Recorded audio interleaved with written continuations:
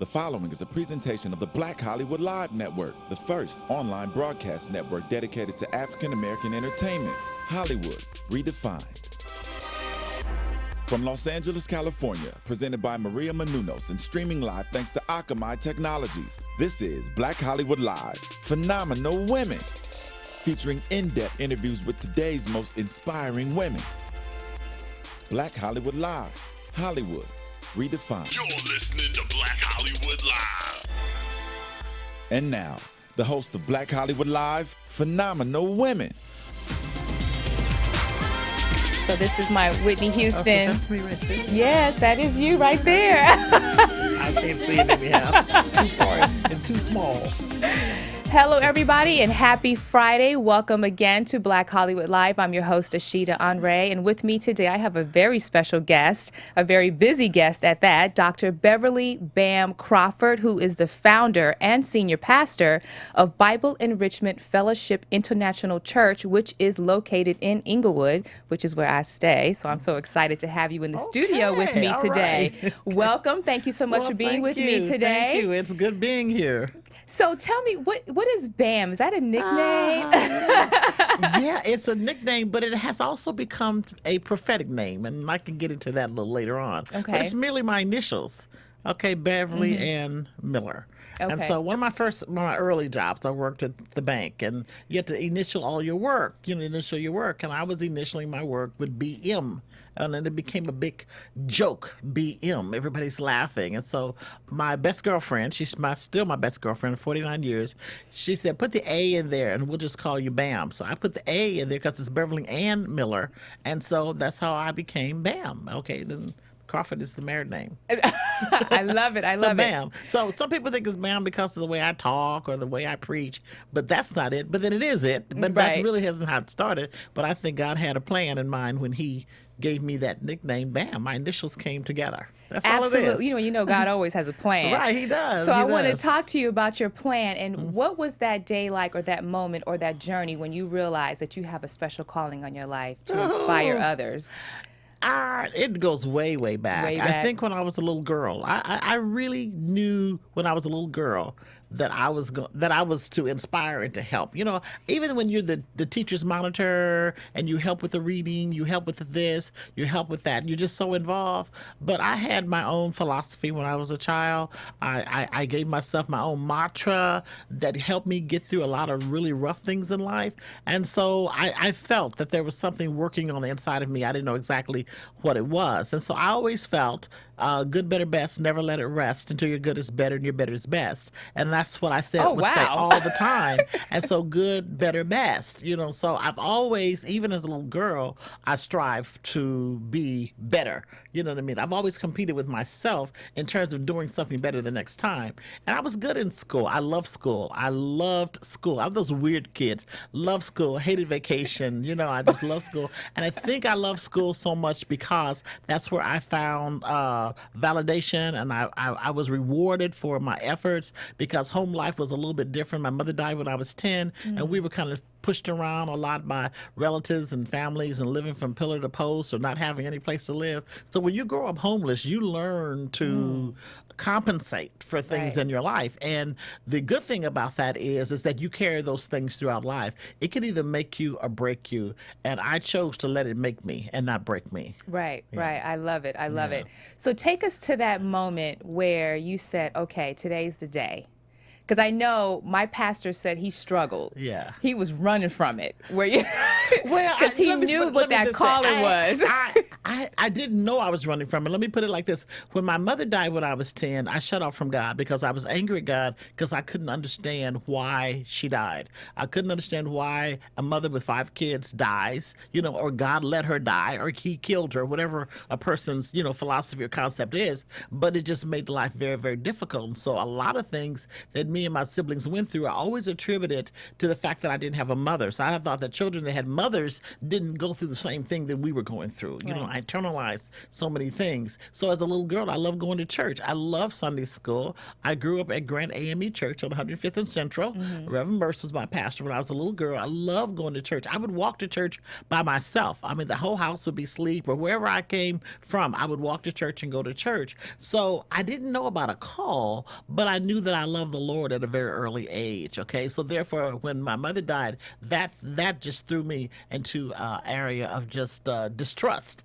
So there was not any one waking moment where I could say, "Oh, you're called," you know, because I went from 10 years old to maybe 27, not even dealing with God. You know what I mean? I would go to church from time to time. Me and my girlfriends, you know, we played the little role, put our hats on, and then whenever we felt like we were going to be fly and go to church and all the smile, you know, you know, when Martin Luther King was killed, you know what I mean? We went to church, you know, we were real sad, but I wasn't a church goer. So I wasn't raised in church. I wasn't traditionalized. I wasn't institutionalized.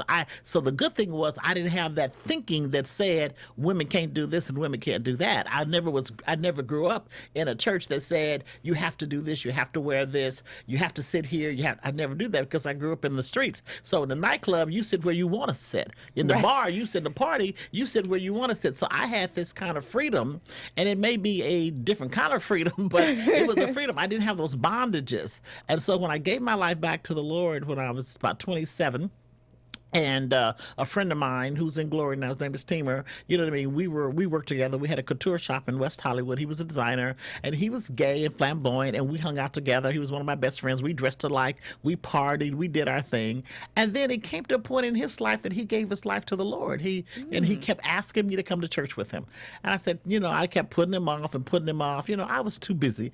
I was too busy working. I had my business. I had my boyfriends. I had my this. I had your boyfriends. Sins. Yeah, because I was pregnant at 16. I got pregnant at 16, married at 16. You know, then my first husband left me when I was about 21, and I put this wall up, and so the wall was like, nobody's ever going to hurt me like that again. When you've been hurt like that, you know what I mean? You're on your knees. You're literally on your knees on the floor crying. Yes. You know, because you feel so lost and devastated. Okay, and so that abandonment thing kicked in, and when it kicked in, it was a stronghold because I wasn't going to let anybody hurt me again. That wall went up, you know. And so I was telling T, that's why I had so many boyfriends, because I never, in fact, I still have them. I never broke up with anybody. So if anybody that knows me is listening and you knew me in old school, old days, even though I'm like 40 years older now, 50 years older now, you know, I break up with you in the name of Jesus. I never broke up.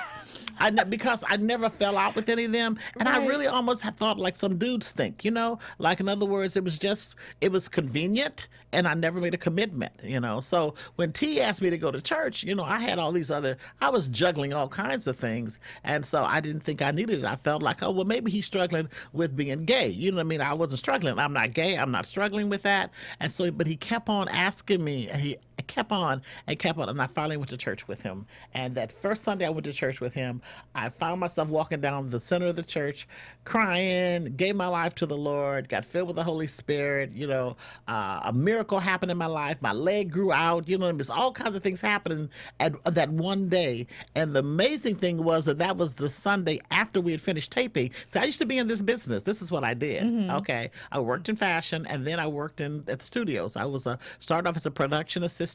You know what I mean? I've been a PA, I've been an associate producer, I've been a producer. So I've done this before. Right. And so we had just finished taping what was then known as the Lena Horne's Grapevine. And Lena Horne's Grapevine was a talk show. You know what I mean? Lena Horne was the host, and we had a lot of guests and what have you. And I had just done that and was on my way to see her open up at the Sands in Vegas, and I got saved that Sunday. So when I gave my life to the Lord that Sunday, but I knew I had to be in Vegas Sunday night, you know, and there I am sitting in Vegas, but it was a miracle because I had on this brown matte jersey, double matte jersey dress. You know, I was in fashion, you know, these flowing all this, but I had on these high brown heels, and I had never been able to wear heels since I had been in about 5 or 6 car accidents. So when God healed me that Sunday that I gave my life to him, I'm sitting around, we ought to be talking about Lena. I'm talking about God and how he healed my back, and look at me, I'm in these heels, and I'm so excited about being saved. I was very excited about giving my life to the Lord, but that wasn't the call. See, that was okay to be saved, but the call was kind of like your pastor. It was a struggle for me because I had my own goals. I had my own dreams. I had my own agenda, things that I wanted to do. And what I planned to do, I was going to be Beverly Spielberg. I was going to produce. Okay, Right. I was going to produce features and films and movies. I was going to do things that are relevant and that were thought-provoking. When I was about 9 or 10 years old, I used to write speeches, and I used to give speeches at the local Kiwanis clubs and the Elks and whatever. And all my speeches were very conscientious about community, about service, about things that raise people's consciousness about how to help people that were underserved. And because I lived in that environment, I lived in poverty, I lived in that underserved environment. And so I thought I was just going to produce great shows and great movies, but God had another plan. So that's where my struggle was. My struggle wasn't so much with a call as it was with my career. Right. Okay, because I didn't want ministry as a career. Okay, I didn't mind volunteering for you. I'll help you. I'll do this, I'll do that. But I didn't want this as 24/7. I didn't want it as a way of life. Because I didn't see it as something that was productive. See, remember, I wasn't raised in the church. And what I did see where I grew up in South Central. Grew up in Watts, and this is not an indictment against all the churches in Watts or all the pastors, but the ones that I were around were tripping. Right. Okay, and the guys were driving Cadillacs, and the women were on welfare. He was in, alligator shoes, and the women. It was just a scene that wasn't the thing that I wanted. See, and I Right. was a reader. I've always read books, so I always had my nose in a book someplace. And books help you to travel. Books help your mind to roam the universe, roam the world. So therefore, even though I lived in this environment, I didn't think like my environment. I never thought like my environment. I just wondered, well, no, I don't want to be in this situation because I didn't see where the church that I knew was helping advance the people. You know what I Right, mean? right. And so I fought and I ran. But I didn't run like out of the city or out of the state. I just allowed the Lord to woo me to Him, and the more I fell in love with the Word, I think that's what did it. Then I went ahead and answered the call. And you answered it because now you are the founder, and we have so much to go over. I'm still answering it. Exactly. I told my staff, but I Yes. don't think I kept my word. I told my staff, didn't I, Gabe? I See, told my what'd I tell you? Did I tell you? I told my staff that this year, I'm not going to start another project this year. We had staff meeting. I said, I'm not, because I know they're tired. They are Right. tired. I said, I'm not going to do another thing this year, okay? But then I have to repent because I didn't keep my word, because now we have a bookstore coffee shop that, had started dwindling down in some of its, emphasis and impact in the community and the members, and kind of taking it for granted. I said, let's close it down for a while and just have a soft opening. So now next week we're having another opening of our bookstore coffee shop. And so that's a whole nother project. So, but other than that, this is the end of the year. I don't have any more projects, after L.A.M.P.S. Okay, And after L.A.M.P.S. And after Oh, church, so we're gonna get and into after church anniversary, and after my birthday, And after your birthday. Christmas program. So before we get into lamps and everything else, we got to talk about your church. So tell us, about Bible Enrichment Fellowship. Tell us about it. Well, let me go. Let me start here. Okay. First of all, In Inglewood. in Inglewood, okay. In Inglewood, California. I have learned so much just by listening to the voice of God, obeying the voice of God, studying the Word on my own, and being the kind of personality that I am, having the kind of background that I come from, a very impoverished background, and also having experiences as a woman in my life and relationships and body health issues and all that. And I was with another church for 10 years, and that's when I really accepted the call. And while I was there, I didn't really know about a call. I didn't know about women pastoring or what have Right. you. But I started teaching a Bible study there. It was really a prayer seminar that turned into a Bible study. And before I left there, men were coming within 2 or 3 months of it, and it just exploded. And we were running about over 1,500 people on a Monday Wow. night at this particular Bible study. People were coming from all over. It was just a phenomenal in the city. In the city, it was just phenomenal. There was a Monday night Bible study. It was at that Bible study that I began to grow and develop in what is known today as prophetic teaching. And the prophetic teaching was in the area of taking the Word of God with a cutting edge and putting the history, the prophecy, the holiness, the faith, putting all that together and teach it on a cutting edge that'll pierce the hearts of people, and people change, and it's very powerful. And so that's why it grew. And so by the time I left that ministry, I had developed in so many ways as a speaker and as a minister. At that ministry, I wasn't regarded as a pastor because the ministry didn't believe in women women pastors. Now, women ran the ministry. You know, there's a lot of gifts. Women are so gifted, and they ran the ministry administratively, you know what I mean, on executive level, you follow what I'm saying, but not on a ministerial level, okay? And so when I left, I was in a quandary as to what I was going to do. I knew I had this call. By this time, I had answered the call, you know, and I knew that I was to teach and do what I'm doing today, but I didn't know exactly how to do it, and I didn't want to do it by offending my pastor who didn't believe in women pastors, and I didn't want to do it by offending my husband. Now, I don't want to cut you off, but Yeah. can you explain why they don't believe in women pastors, especially when we have a message that speaks directly to women and what our issues are that a man cannot necessarily speak to or about? They would have to explain that to you. Because I don't get it. I don't see it. I don't get it. So a lot of times they say, well, it's not in the Bible, and it's not this, and show me a scripture that says this, and all the patriarchs were men, all the apostles were men. You don't find a woman pastor in the Bible. You never find a woman pastor in the Bible. And so I said, you don't find very many men pastors in the Bible either. So what I mean by that is in the New Testament, most of the pastors are referred to as elders, and women were elders as well. You know what I mean? That's why I wrote this book. Just happen to have it here. I love that you have it there. Tell It's us about called it. The House of Chloe. Okay. House of Chloe, empowering and encouraging women in leadership.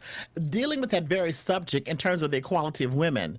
I'm not on a big box trying to say, oh, empower to women, all that type of thing. I'm not in Women's Lib or that type of thing, but I believe that Jesus is our liberator. And I don't believe that there are restrictions and prohibitions on the gifts, you know, and what have you. I don't believe that. I believe a woman can hold any office, and I see it in the Bible. And so what I did with the House of Chloe is I went into certain areas that are very, very controversial and dealt with women in leadership in the Bible and women in leadership. And so there are some things that we go back, even when you look at the way the Bible is translated in terms of the lean and the slant by some of the early church fathers who didn't believe that women were equal, that women were the cause of sin, that women were easily seduced, that Eve is the one that caused Adam to fall, and some of their feelings toward women were very dark, and I put them in this book very deep. And so therefore that thing has perpetuated because I have to get into some history. You ready? Okay, I'm ready. Perpetuated because when you look at Jesus's life, okay, that after the ascension and you look in the book of Acts, you begin to see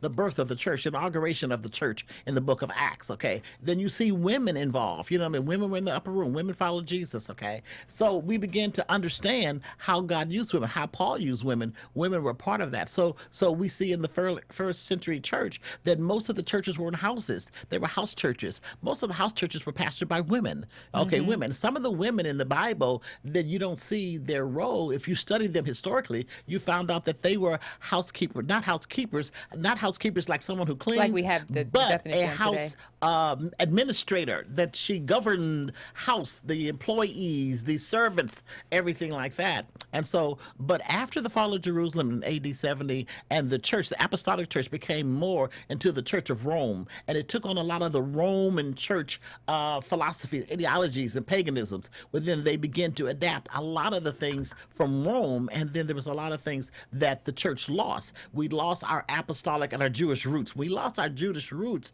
but then we became basically Catholic, see, because there's a big difference between Catholicism and Protestantism, okay? And so we became Catholic, and that's universal. And so then everything was run by the Pope or the papacy. And when that was said, you had to be part of an order. In other words, everything fell up under the Pope, like he was the head of the church, which he's not the head of the church. Now, some people may get upset with you. They're going to call you. He's not the head of the church. Jesus is the head of the church. Right. Okay, and so that was a misunderstanding. And in that way, women became marginalized. Okay, women weren't able to hold any type of office. And if a woman felt that she had a call on her life, the only thing that she could become was a nun. And I don't minimize nuns, but that's the only thing that was offered to her as a woman, because there were restrictions. They had edicts and they had meetings and synods that in order to release decrees that women couldn't do this, women couldn't do that. So those things became part of the Church of Rome, or the Roman Church, or the Catholic Church.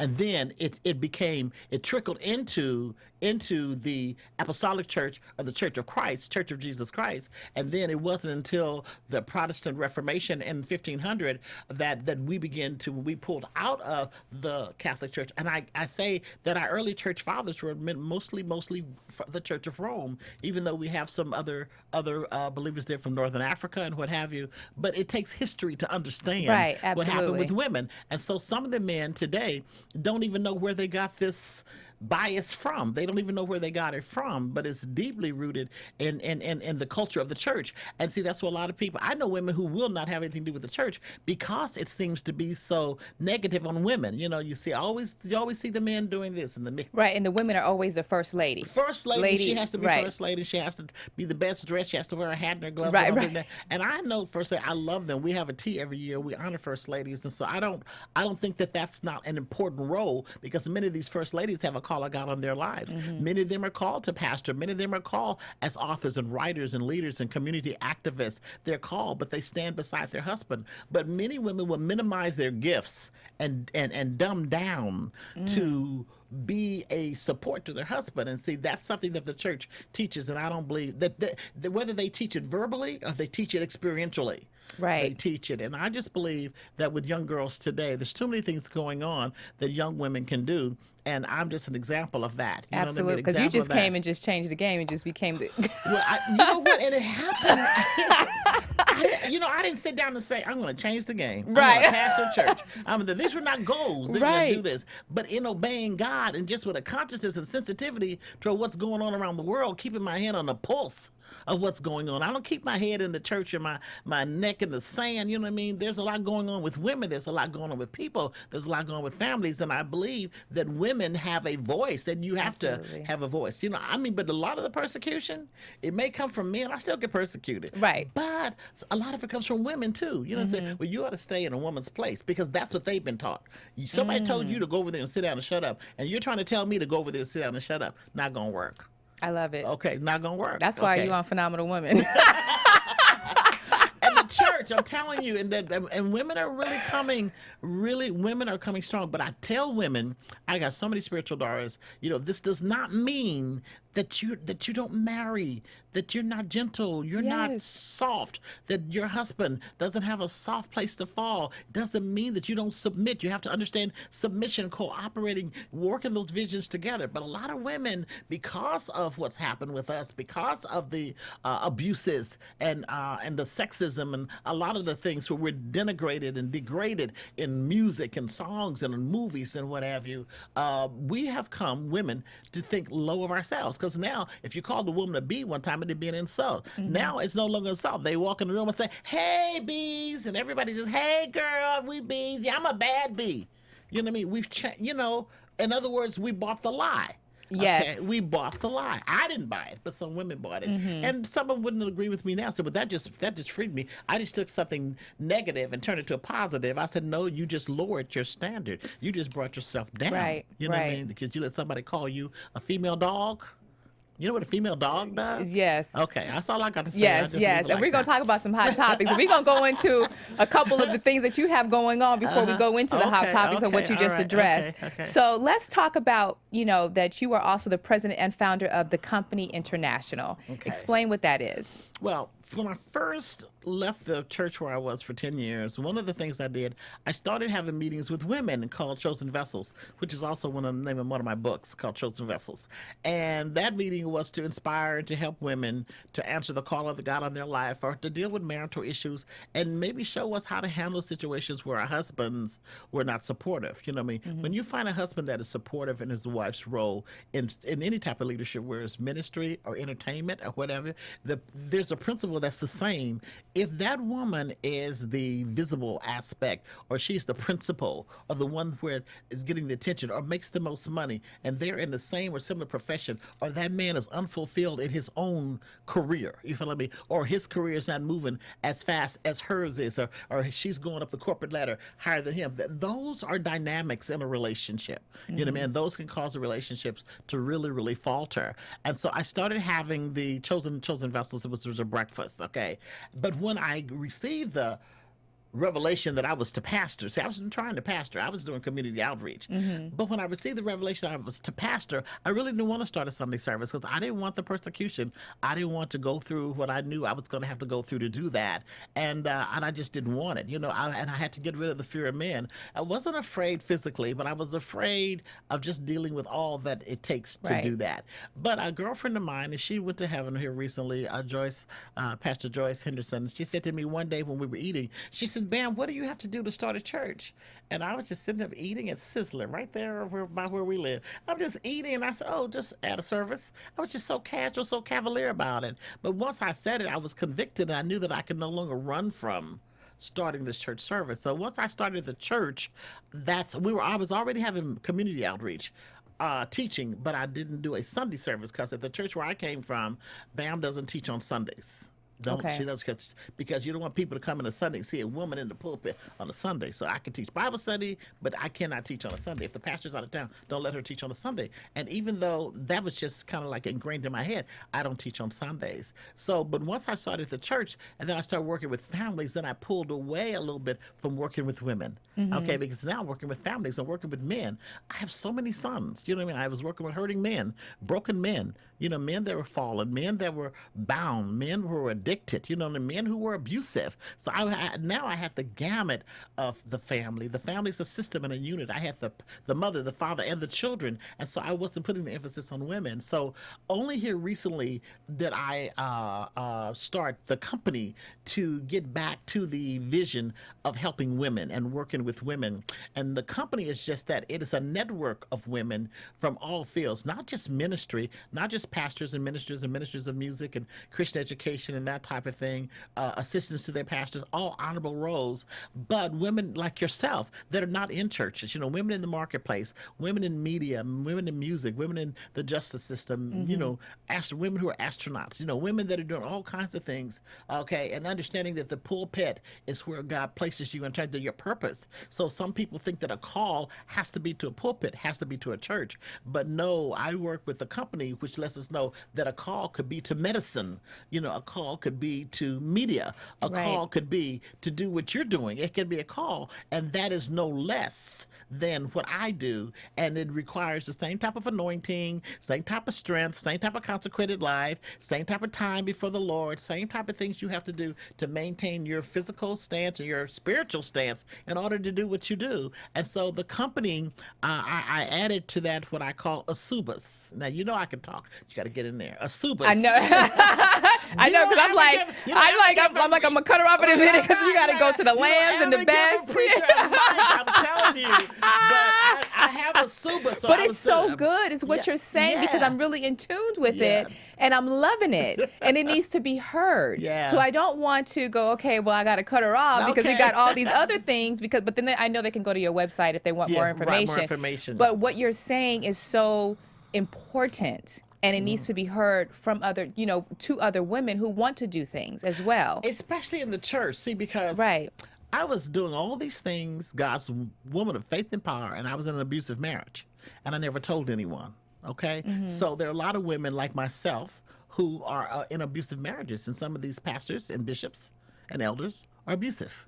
They're either physically abusive. See, now we're getting into a whole nother topic. Psychological abusive, or abusive just in terms of morally abusive, where they're just degenerates morally, and then wife has gone through affair after affair after affair after affair with her husband, and she sits in church, or she goes to church, and she stands by her man because that's what we've been taught to do. And so I have a subus in the company, and these asubas is asuba, E-S-U-B-A, is the word abuse spelled backwards. So the company is reversing the cycle of abuse.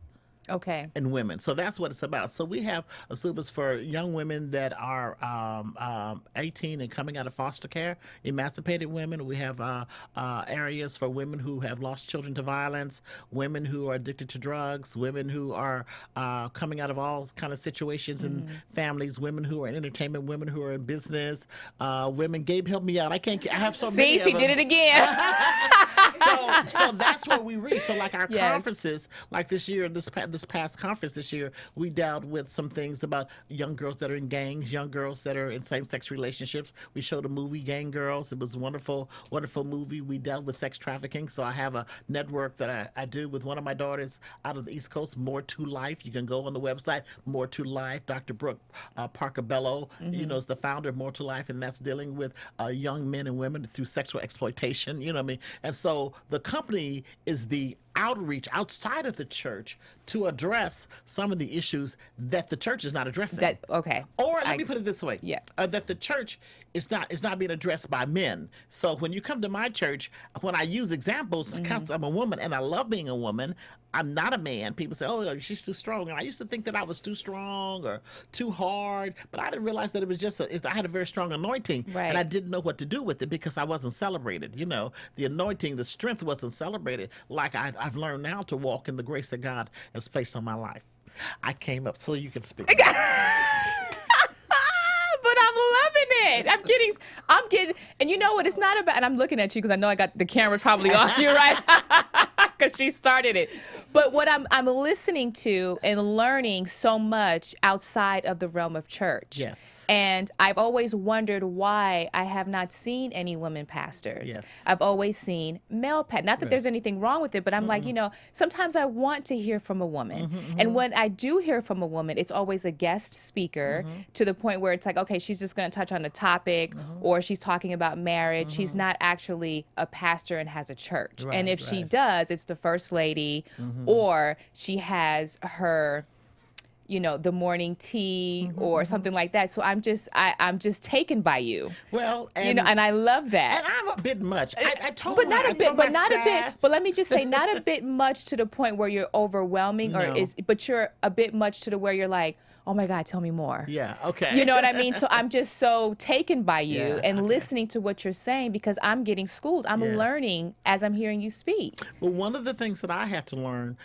so I was married and then I'm in an abusive situation, okay? So, but I never talked about it. So most of what we hear, my pastor was a great pastor. His wife is just like a mother, spiritual mother to me this day. So they're wonderful examples, wonderful examples. However, that's the only example we saw was he's the pastor, she's the first lady. Right. We never saw anything. We never saw a team working together, a husband and wife team. We never saw, in a sense, in ministry sense, the equality, you know what I mean, in terms of the woman being able to share and speak and use the gifts that God has given her to build this congregation up, to build the marriage up. And so I had to learn to work with men. I love working with men. So I have been used to being sometimes the only woman on a platform, the only woman at the speaker at a conference, the only woman. And I've been doing this 40 years. So Right. the only woman, this, that, and the other. So, which has been a privilege and an honor. And I love working with men. I don't have a problem working with men.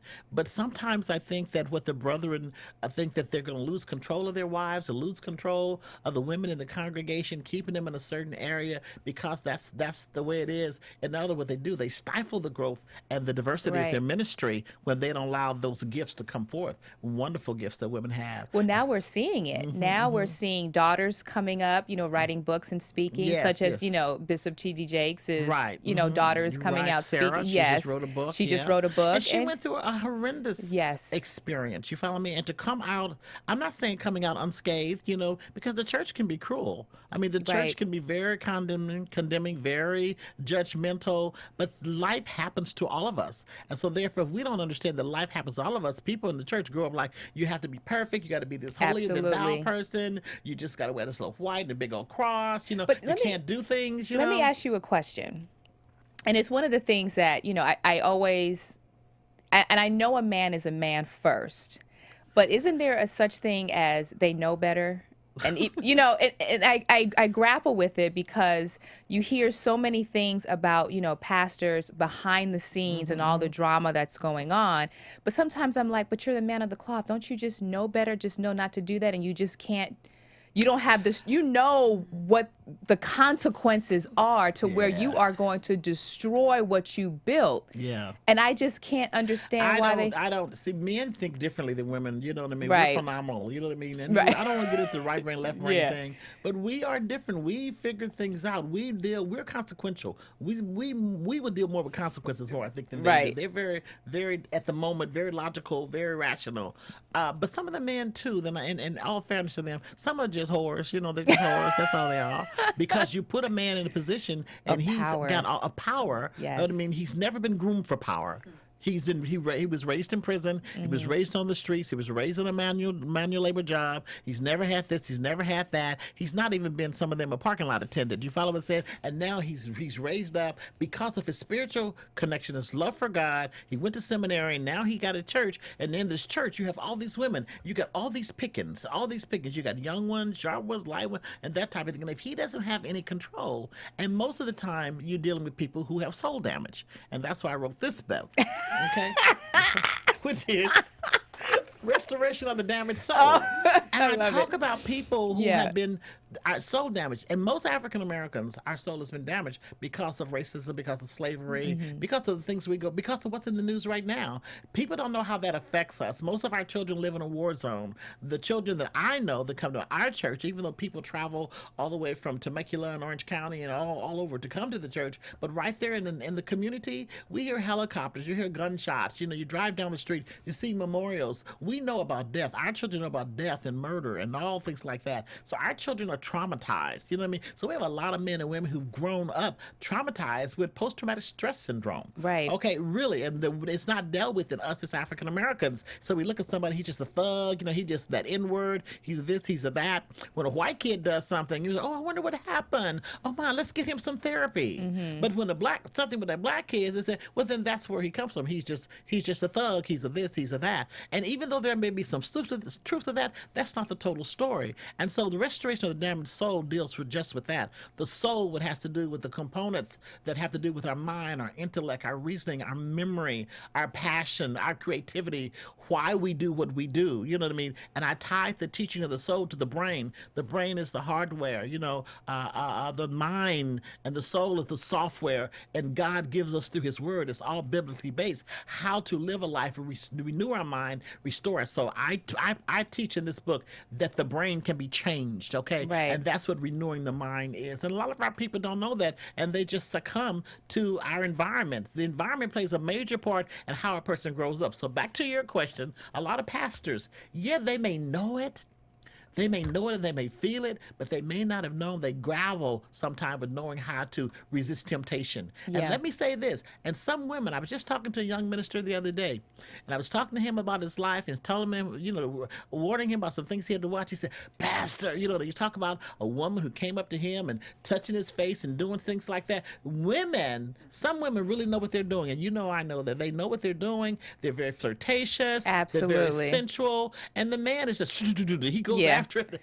That's why it pays to have a wife that say, no. Hey, you come talk to me. Let sister so-and-so come talk to me. See, the wife is a covering. She protects that man because he doesn't always see it. Before you know it, he's fallen into that and almost and risk his family, his reputation, his church, and everything. But some of it is just that their mind is not renewed. And they just some of them know better, but the temptation is just way too great.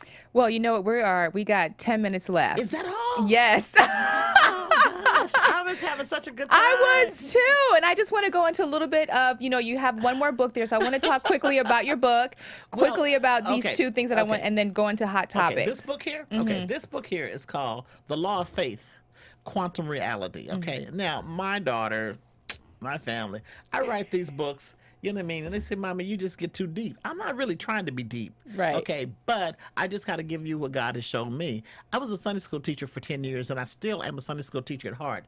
And I talk to too many young people. I have a lot of kids that go away to college, and when they get in college, I don't know if you saw the movie God Is Not Dead, but they're faced with this whole area, the dilemma about creation and God and philosophy and other beliefs and all that type of thing. And if they can't defend their faith, okay, Sunday mornings, pastors don't have time to teach on creation and all the views on creation and 6 day and a short earth and long earth and millions of years and all this type of thing. And a lot of times our kids are saved. They know the Lord, but they don't know the Bible. They don't know how to defend their faith.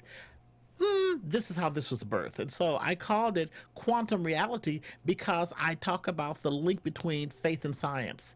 I talk about the physics of God, so that if you're sitting in a science class, if you're going to take in biology, you're going to be a doctor, you're going to be a scientist, you're going to be whatever you're going to be in the area of medicine and science, within your faith is not challenged to the point that you don't believe in God anymore. Right. And so this is called Quantum Reality. Love it. I Okay. love it. So we're gonna Okay. go into hot topics real quick. I want to get your Oh, gosh. your thoughts on some of these topics. Okay. So, I you gotta ready? talk about lamps too. Okay, so Oh, let's talk about lamps real quick. Okay. Let's talk about lamps. It's October the 5th through the 8th coming up at our church, 400 East Kelso. The night services are open to the public. The day services require a registration. You can go online to bamcm.org, and you can register for LAMPS, okay? Our coming evening. LAMPS is an acronym for Leaders, Apostolic Mentoring, and Prophetic Seminars. So it's leadership training, but not just for people in the church. It's for people in the world, entrepreneurs, you know what I mean, inventors, writers, you know, artists, you know, musicians, okay, everyone, you know, because we all, as Christians, you still have to walk in the anointing in your call wherever you are. And it's to mature you and prepare you for that. I love it. Okay. I just love everything that you're doing. I think it's phenomenal. Okay, so we're going to go into hot topics really quick, and I'm going to ask Dr. Beverly Bam Crawford here what her thoughts on, let's talk about the first topic will be, what do you think about preachers of L.A.? You knew I was going there, right? No, I didn't. I didn't see that one coming. I did. Did you see that coming? You didn't see that one coming? First of all, let me say I love my brothers. I mean the ones that I know. I know Bishop Noel, and I love Noel. We're friends from afar. Yeah. I've spoken at his church, and Noel, I love Noel. Noel is a character. He He's a is. personality. And he's a character on TV too. Yeah, he's a personality, but he's himself. Yes. What I love about Noel, what you see is what you get. What you see there, that's just who he is. You know, he's not fake. He's real. And I believe he loves the Lord, and I believe he loves his people. But he's just he doesn't fit into the mold. You know, whatever that little church mold is. I know. And so I love McClendon too. And I know personally all of them. I don't know Jay, and I don't know Dietrich, but I know Maisha and also Pastor Wayne. They're like my kids. So I love them. And I know the producer, and I love Holly. So you know, I must be getting ready to say something. I do. I just believe that there's more we can do, a greater impact we can make with our time and our money. Okay, and I think that when we, like what you're doing and what Maria's doing, we could do that and stick with our vision and our wholeness and our holiness, because people need wholesome programming. We need something that is real. And I think that people that look at the Preachers of L.A. are looking for mess. They're looking for something they can talk about. I don't know if anybody's going to come to Jesus. I don't think it's going to come to Jesus show. Right. And not that I think everything should. I go to movies. I love movies. I read books, recreational books, but I'm not bound, by church. I'm not religious. I love all kinds of music, but I just think that we should do better with the time and the money that we have. Now, even though the networks and the cable stations are that finance it, you follow me? Because I was not involved, but I've been approached several times. Okay, and I just cannot. This is me. I'm a prophet. Okay, and I hardly ever say that you will never find prophetess on any of my stuff. But when you are a prophetic teacher, I can't give anybody authority over my words. To edit, to change, to take something I said here and then put it on the back. Right, to make it look something different than what it was. That doesn't glorify God. Right. And I think a lot of the show is done in the editing room or just editing, that type of thing. And I don't think that it puts everybody in the best light. Okay. So I'm not, I wouldn't put it down. And I just love Holly. And I think that she's producing and she's doing some things I think that could be very credible, and moving forward. But I think that there's some things like that particular show, but that's not the worst one. There's some other stuff in there that is of crazy. Course, yeah. But I wanted do you to have any more hot topics? I do. No? I wanted to get your thought on the NFL issue. Okay. Speaking, from women that you have counseled on abuse and that you have experienced it yourself with the Ray Rice situation. Yeah. Because now she's saying, it was a moment of bad judgment on both of their parts. She reacted a certain way, he reacted, but it's not the norm. But to us looking at it, it looks like the norm because he seemed so casual when he pulled her out of the elevator. That was the defining moment when after he hit her, if it was just a moment and then he realized what he did and he reached down and he picked her up and carried her, that would have made all the difference in the world, but he didn't. He dragged her, then dropped her down again. Right. It was with such contempt. Right. It was such contempt. So that's why I don't believe it was momentary. You believe that it's something that happened. It's something that he needs to get into some therapy. Now, based on your history and dealing with issues such as this, what do you think? Because the NFL is now partnering up with women to be able to handle this situation because it goes deeper than just on the field. You know what? I think that what they do is they are reactionary. They know this is going on. They know this is going on all the time. So now it's a hot topic. Now it's a button. Sexual trafficking is a button. This is a button. Let's deal with. We're all for women. And because you got pressure. You got the women's lib coming out, and you got the Senate coming out after you. You have to do something. I don't know that these men have changed their attitude about women because my daughter had to teach me that those T-shirts that they wear called wife beaters. The reason they call them wife beaters is because it's the Super Bowl where the police go to more homes because of domestic violence. So I'm glad that they're doing something, so I don't want to put that down.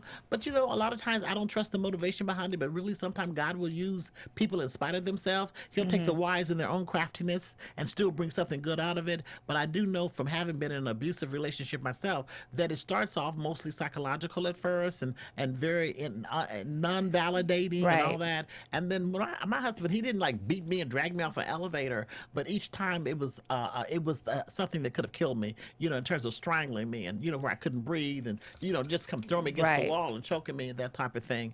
And so women are going through that. So he just pushed me. If he pushed you, if he stood in the front door and you couldn't leave, that's abuse. That's kidnapping. That's against the law for him not to allow you to leave the house, for him to say you can't leave. So I think that women have to be educated, and hopefully the NFL and all their money, with their networking, what they're doing, will educate women in terms of what their legal rights are. And then those of us who have women's ministries and outreaches and people like Genesis Center and other places that provide a place of comfort and safety for women, that we will have more of those, But women have to wake up. Women really have to wake up. Women have to wake up. I don't believe that women are totally innocent. And I heard Whoopi say that on The View the other day, and they all came out after her, But I don't believe women are absolutely innocent. We may be the weaker vessel physically, but we're not the weaker vessel mentally. Right. And many women know exactly what they're doing. They know what buttons to push, that time, and they know how far to go, In other words, there's some things that we know, and we need to address that. But right now, nobody wants to address that because no woman wants to say, oh, well, you're blaming the woman. I'm not blaming the woman. But it's fact. You saw the video. You saw her hit first, walk to the elevator. Of course, we know she didn't hit her. But it's just... But a man could react. Unless absolutely. This is a pattern. If this is a pattern, So you look at something like I looked at Yanla the other day with a 34. I can't